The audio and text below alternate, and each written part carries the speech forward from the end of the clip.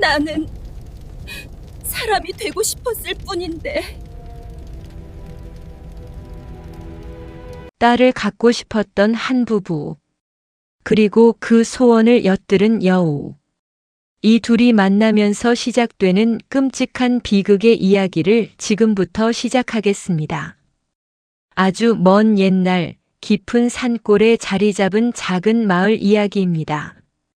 그 마을에 아들만 셋을 둔 부부가 살고 있었습니다. 큰아들, 둘째 아들, 그리고 막내 셋째 아들.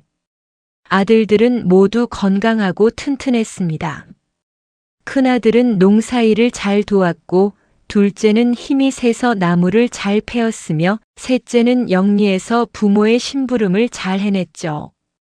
하지만 부부의 마음 한켠에는 늘 같은 아쉬움이 자리하고 있었습니다. 어느 날 저녁 부부는 마루에 앉아 이야기를 나누고 있었습니다. 여보, 아들들도 좋지만 딸 하나만 있었으면 얼마나 좋을까요? 그러게 말이요. 딸이 있으면 집안이 훨씬 화사할 텐데. 부부는 한숨을 쉬었습니다. 아들들이 나쁜 것은 아니지만 딸을 가져보고 싶은 마음은 간절했습니다. 고갯마루의 선앙당. 마을 뒤편에는 높은 고갯마루가 있었고 그 꼭대기에는 선앙당이 있었습니다. 선앙당은 마을 사람들이 소원을 비는 곳이었습니다. 아이를 낳고 싶을 때, 병이 났을 때, 풍년을 바랄 때 사람들은 이곳에 올라와 정성을 들였죠. 부부는 날마다 이 선앙당에 올라가기 시작했습니다. 새벽마다 정화수를 떠놓고 두 손을 모아 빌었습니다. 비나이다다 비나이다. 예쁜 딸 하나만 얻게 해주십시오.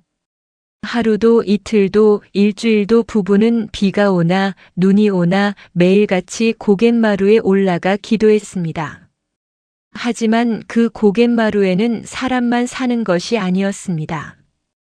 깊은 숲속 사람의 눈에는 보이지 않는 곳에 한 존재가 살고 있었습니다. 꼬리가 9개 달린 여우. 1000년을 살았다는 구미호였습니다. 여우는 오랜 세월 동안 인간을 관찰해 왔습니다. 인간의 말을 알아듣고 인간의 행동을 따라하며 언젠가는 진짜 사람이 되고 싶다는 욕망을 품고 있었죠. 어느 날 여우는 숲풀 속에 숨어 부부의 기도 소리를 듣게 되었습니다. 비나이다다 비나이다. 예쁜 딸 하나만. 여우의 눈이 번쩍 빛났습니다. 딸을 원하시는구나. 후훗 그렇다면. 여우에게 좋은 생각이 떠올랐습니다. 만약 자신이 저 부부의 딸이 된다면 사람으로 살 수 있지 않을까? 사람의 가족이 되어 사람의 밥을 먹고 사람의 옷을 입고 산다면. 여우는 밤마다 부부의 집 주변을 맴돌기 시작했습니다. 그로부터 얼마 뒤 놀라운 일이 일어났습니다. 부인이 정말로 아이를 가진 것입니다. 부부는 기뻐서 어쩔 줄을 몰랐습니다. 여보, 정말 아이가 생겼소. 선앙당님께서 들어주신 거예요. 10달이 지나고 드디어 아이가 태어났습니다. 그런데 이상했습니다. 아기는 울지 않았습니다. 갓난아기라면 을에 응애응애 울어야 하는데 이 아기는 조용히 눈만 껌뻑이고 있었습니다. 게다가 아기의 눈빛이 묘하게 날카로웠습니다. 마치 어른의 눈처럼 또렷하고 예리했죠. 하지만 부부는 너무 기뻐서 그런 것들은 신경 쓰지 않았습니다. 딸이다. 우리에게 드디어 딸이 생겼어. 부부는 금이야 오기야 딸을 키웠습니다. 아들들은 밖에서 뛰놀아도 괜찮았지만 딸은 항상 깨끗한 옷을 입혀 집 안에 두었습니다. 좋은 음식이 생기면 딸에게 먼저 주었고 예쁜 비녀가 있으면 딸의 머리에 꽂아 주었습니다. 딸은 무럭무럭 자랐습니다. 그리고 점점 더 아름다워졌습니다. 이상한 징조들. 하지만 딸이 자라면서 이상한 일들이 하나둘씩 생기기 시작했습니다. 첫 번째로 딸은 날고기를 유난히 좋아했습니다. 어머니가 닭을 잡아 요리하려 하면 딸은 어느새 부엌으로 와서 날것을 달라고 조르곤 했습니다. 처음에는 그저 아이의 버릇이려니 했지만 점점 그 정도가 심해졌습니다. 두 번째로 딸의 눈빛이 밤이 되면 이상하게 빛났습니다. 어둠 속에서 딸의 눈을 보면 마치 야생동물의 눈처럼 노랗게 반짝이는 것 같았습니다. 하지만 다시 보면 평범한 사람의 눈이어서 가족들은 자신들이 잘못 본 것이라 생각했습니다. 세 번째로 딸은 늘 밤늦게까지 깨어 있었습니다. 가족들이 모두 잠든 뒤에도 딸의 방에서는 희미한 기척이 느껴졌습니다. 무엇을 하는지는 알 수 없었지만 딸은 밤을 좋아하는 것처럼 보였습니다. 하지만 부모는 이런 이상한 점들을 대수롭지 않게 여겼습니다. 딸이 너무 사랑스러웠고 간절히 원했던 딸이었기에 의심할 생각조차 하지 않았던 것입니다. 딸이 15살이 되던 해부터 집안에 무서운 일이 벌어지기 시작했습니다. 밤마다 외양간의 소가 쓰러지는 것이었습니다. 어느 날 아침 아버지가 외양간에 갔을 때의 일입니다. 이게 무슨 일이지? 소 한 마리가 바닥에 쓰러져 있었습니다. 죽어 있었죠. 이상한 것은 피 한 방울 흘린 흔적이 없다는 것이었습니다. 그런데 소의 배를 열어보니 간이 깨끗하게 사라져 있었습니다. 아버지는 고개를 갸우뚱했습니다. 호랑이나 늑대가 들어온 것도 아닌데 어떻게 간만 쏙 빼갔지? 며칠 뒤 또 다른 소가 같은 방식으로 죽었습니다. 그 다음 주에는 세 번째 소가 죽었습니다. 소는 농사에 없어서는 안 될 귀중한 재산이었습니다. 이대로 가다가는 집안이 망할 지경이었습니다. 아버지는 큰아들을 불렀습니다. 큰아들아, 오늘 밤은 내가 외양간을 지켜보거라. 도대체 무엇이 소를 죽이는지 알아내야겠다. 예, 아버지. 제가 꼭 범인을 잡겠습니다. 큰아들은 의욕에 차서 외양간 옆 헛간에 숨었습니다. 처음에는 긴장해서 눈을 크게 뜨고 주변을 살폈습니다. 달빛이 외양간을 비추고 소들이 가끔 음매하고 울었습니다. 하지만 시간이 지나자 점점 졸음이 밀려왔습니다. 아니야, 참아야 해. 결국 큰아들은 고개를 떨구고 잠들어 버렸습니다. 다음 날 아침 또 한 마리의 소가 간을 잃은 채 죽어 있었습니다. 큰아들, 내가 잠든 사이에 또 당했구나. 죄송합니다, 아버지, 제가 졸고 말았습니다. 둘째 아들이 나섰습니다. 형님과는 달라요. 저는 절대 안 졸 겁니다. 둘째 아들은 더욱 긴장한 채 헛간에 자리를 잡았습니다. 막대기를 하나 들고 무엇이든 나타나면 때려잡을 준비를 했습니다. 하지만 둘째 아들도 마찬가지였습니다. 밤이 깊어지자 견딜 수 없는 졸음이 밀려왔습니다. 눈꺼풀이 천근만근 무거워지고 머리가 흔들거렸습니다. 아냐, 버텨야 해. 그렇게 둘째 아들도 잠들고 말았습니다. 다음 날 아침 결과는 똑같았습니다. 또 한 마리의 소가 죽어 있었습니다. 이제 남은 것은 막내 셋째뿐이었습니다. 셋째는 형들보다 체격은 작았지만 영리하고 의지가 강했습니다. 아버지, 이번엔 제가 꼭 지키겠습니다. 믿어주세요. 셋째는 헛간에 자리를 잡으면서 나름의 준비를 했습니다. 우선 송곳을 준비했습니다. 졸음이 오면 자기 다리를 찔러 깨어있기로 한 것입니다. 그리고 찬물을 한 동이 떠다 놓았습니다. 정 안 되면 얼굴에 물을 끼얹을 생각이었죠. 밤이 깊어갔습니다. 집안의 불이 하나둘 꺼지고 가족들이 모두 잠든 고요한 시간. 셋째는 눈을 부릅뜨고 주변을 살폈습니다. 졸음이 올 때마다 송곳으로 허벅지를 콕콕 찔렀습니다. 아파하지만 참아야 해. 자정이 훨씬 지났을 무렵이었습니다. 드르륵. 안채 방문이 열리는 소리가 들렸습니다. 셋째는 숨을 죽이고 그쪽을 바라보았습니다. 달빛 아래로 누군가의 그림자가 마당으로 나오는 것이 보였습니다. 그것은 누이였습니다. 누이가 왜 밤에 밖으로?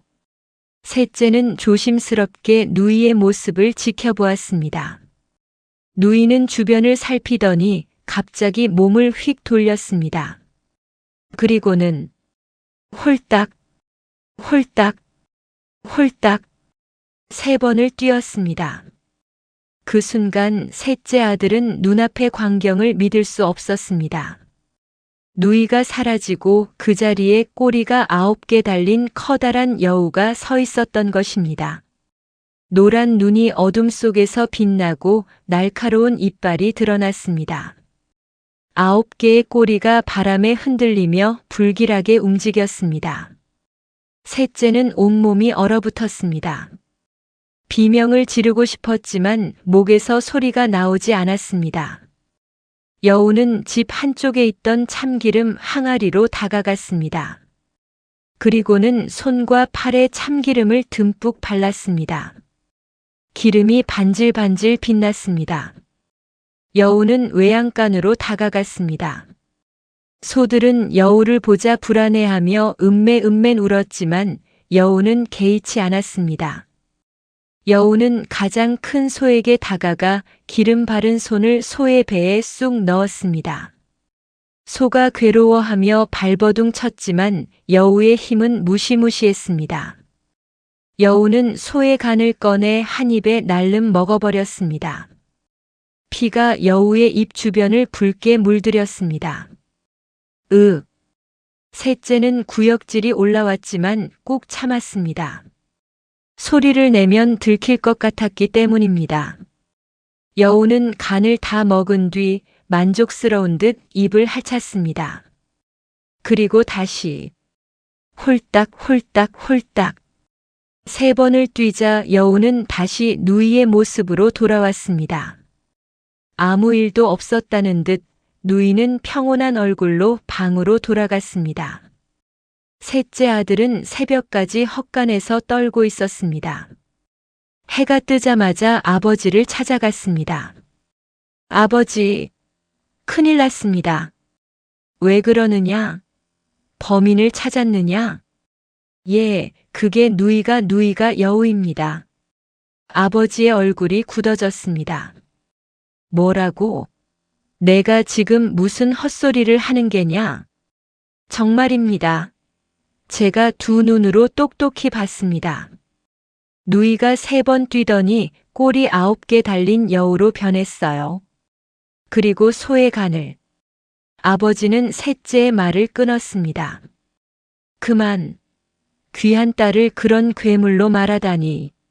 내가 잠을 잘못 자서 꿈을 꾼 게 틀림없다. 아버지, 제가 정말로. 닥쳐라. 내 누이를 모함하는 것을 용서할 수 없다. 어머니도 달려왔습니다. 아니, 무슨 일이에요? 이 녀석이 내 딸을 여우라고 하는구려.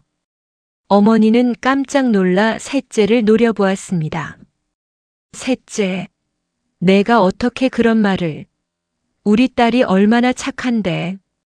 그때 방에서 누이가 나왔습니다. 눈물을 글썽이며 슬픈 표정을 짓고 있었습니다. 오라버니, 제가 뭘 잘못했나요? 왜 저를 여우라고 하세요? 누이의 연기는 완벽했습니다. 진짜로 상처받은 것처럼 보였습니다. 부모는 딸을 끌어안으며 달랬습니다. 괜찮아, 우리 딸. 내 오라버니가 이상한 꿈을 꾼 거야. 셋째는 절망했습니다. 아무도 자신의 말을 믿지 않았습니다. 결국 아버지는 엄한 결정을 내렸습니다. 셋째야, 내가 우리 딸을 모함했으니 이 집에서 나가거라. 내가 정신을 차릴 때까지 돌아오지 마라. 아버지, 제발 제 말을 믿어주세요. 나가. 당장. 형들도 셋째를 나무랐습니다. 동생, 내가 너무 심했어. 누이를 어떻게 그렇게 말할 수 있어? 넌 정말 이기적한 놈이야. 셋째는 집을 나서면서 마지막으로 누이를 돌아보았습니다. 누이는 창가에 서서 셋째를 바라보고 있었습니다. 그 순간 셋째는 누이의 입가에 미세한 미소가 스치는 것을 보았습니다. 차갑고 계산적인 미소. 셋째는 등골이 오싹해졌습니다. 집을 떠난 셋째는 길을 떠돌았습니다. 마을 사람들에게 구걸하며 연명했고 밤에는 빈 헛간이나 동굴에서 잤습니다. 그러던 어느 날 깊은 산속을 헤매다가 한 절을 발견했습니다. 절의 스님은 지친 셋째를 보자 따뜻하게 맞아주었습니다. 젊은이, 무슨 일로 이렇게 힘들어 보이는가? 셋째는 스님에게 모든 이야기를 털어놓았습니다. 여우누이의 이야기, 아무도 믿지 않았던 이야기, 집에서 쫓겨난 이야기까지. 스님은 고개를 끄덕이며 말했습니다. 그대의 말을 믿네. 세상에는 사람의 모습을 한 것들이 많이 있지. 여우도 그중 하나이고. 셋째는 처음으로 자신을 믿어주는 사람을 만나 눈물을 흘렸습니다. 스님 감사합니다. 이곳에 머물며 마음을 추스르게. 언젠가는 돌아가야 할 날이 올 테니. 셋째는 절에서 지내며 스님을 도왔습니다. 나무를 패고 물을 길어오고 청소를 하며 지냈습니다. 그렇게 세월이 흘러 셋째는 어른이 되었습니다. 어느 날 셋째는 스님에게 말했습니다. 스님, 이제 집에 돌아가 보려 합니다. 가족들이 걱정됩니다. 스님은 고개를 끄덕였습니다. 그래야겠지. 하지만 조심하게. 여우는 아직도 그곳에 있을 게야. 스님은 작은 보따리를 꺼내 셋째에게 주었습니다. 안에는 3개의 병이 들어 있었습니다. 흰 병, 파란 병, 빨간 병. 이 병들은 위험할 때 그대를 지켜줄 것이네. 흰 병은 가시던 불을, 파란 병은 물을, 빨간 병은 불을 만들어낼 거야. 하나씩 신중히 사용하게. 감사합니다, 스님. 은혜를 잊지 않겠습니다. 셋째는 3개의 병을 소중히 품에 안고 고향으로 향했습니다. 몇 년 만에 돌아온 고향. 셋째가 집 앞에 도착했을 때 이상한 침묵이 감돌고 있었습니다. 집 안으로 들어서자 여우누이가 혼자 앉아 있었습니다. 누이는 셋째를 보자 천천히 고개를 들었습니다. 오라버니 이제 왔어요? 목소리는 부드러웠지만 눈빛은 차가웠습니다. 부모님과 형들은 어디 계시느냐? 모두 없어졌어요. 셋째의 가슴이 철렁 내려앉았습니다. 무슨 소리냐? 누이는 입가에 미소를 띄었습니다. 다 먹었죠. 아버지도 어머니도 형들도 맛있었어요. 셋째는 공포에 질렸습니다. 여우누이가 일어서며 혼잣말처럼 중얼거렸습니다. 오늘은 오라비 한 끼, 내일은 말 한 끼 후후. 셋째는 재빨리 생각했습니다. 누이야, 그렇게 서두를 것 없지 않으냐. 내가 멀리서 왔으니 음식부터 먹자. 텃밭에 가서 고추 좀 따다 주렴. 여우누이는 잠시 망설이다가 고개를 끄덕였습니다. 좋아요. 금방 다녀올게요. 누이가 밖으로 나가자 셋째는 즉시 뒷문으로 뛰쳐나갔습니다. 전력으로 달렸습니다. 산으로, 숲으로, 어디든 멀리. 얼마 지나지 않아 뒤에서 여우의 울음소리가 들렸습니다. 캬옹! 여우가 추격해오고 있었습니다. 셋째는 뒤를 돌아보았습니다. 여우가 무서운 속도로 다가오고 있었습니다. 9개의 꼬리가 바람을 가르며 휘날렸습니다. 셋째는 품에서 흰 병을 꺼내 뒤로 던졌습니다. 병이 땅에 떨어지자 순식간에 가시덤불이 솟아올랐습니다. 빽빽한 가시가 여우의 길을 막았습니다. 하지만 여우는 가시덤불을 뚫고 왔습니다. 털이 찢어지고 피가 났지만 개의치 않았습니다. 파란 병을 던졌습니다. 철썩. 큰 물결이 솟아올라 강을 만들었습니다. 여우는 물을 싫어했지만 이번에도 포기하지 않았습니다. 헤엄쳐서 건너오기 시작했습니다. 이제 남은 것은 마지막 병뿐. 셋째는 마지막 빨간 병을 힘껏 던졌습니다. 쾅! 하늘을 찌를 듯한 불기둥이 솟아올랐습니다. 붉은 불꽃이 사방으로 퍼지며 여우를 에워쌌습니다. 캬악! 여우가 비명을 질렀습니다. 불은 여우의 유일한 약점이었습니다. 아무리 강한 구미호라도 불만은 이길 수 없었습니다. 여우는 불길 속에서 발버둥 쳤습니다. 9개의 꼬리가 불타올랐고 몸이 점점 작아졌습니다. 마지막으로 여우는 인간의 목소리로 말했습니다. 나는 사람이 되고 싶었을 뿐인데. 그리고 제가 되어 사라졌습니다. 셋째는 그 자리에 주저앉아 울었습니다. 가족을 잃었습니다. 집도 없어졌습니다. 남은 것은 아무것도 없었습니다. 이 이야기는 단순히 구미호의 공포담이 아닙니다. 여기에는 여러 의미가 숨어 있습니다. 첫째, 욕심에 대한 경고입니다. 부부는 딸을 간절히 원했고 그 욕심이 여우에게 틈을 주었습니다.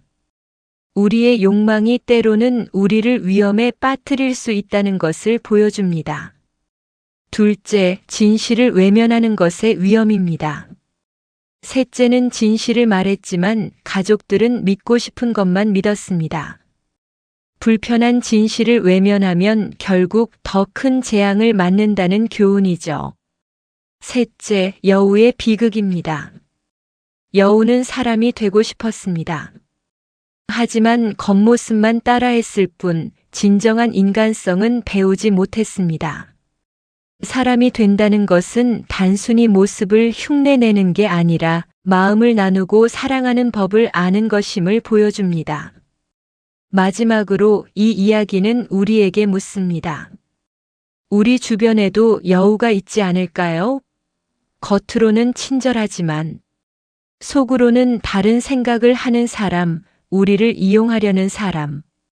그런 존재들을 구별할 수 있는 지혜가 필요하다는 것을 말해줍니다. 옛날 이야기는 단순한 옛날 이야기가 아닙니다. 그 안에는 우리 조상들의 지혜와 경고가 담겨 있죠. 하지만 우리 주변의 사람들을 진정으로 이해하고 진실을 외면하지 않는 용기를 가지는 것은 중요합니다. 지금까지 전래 민담 여우누이 이야기였습니다.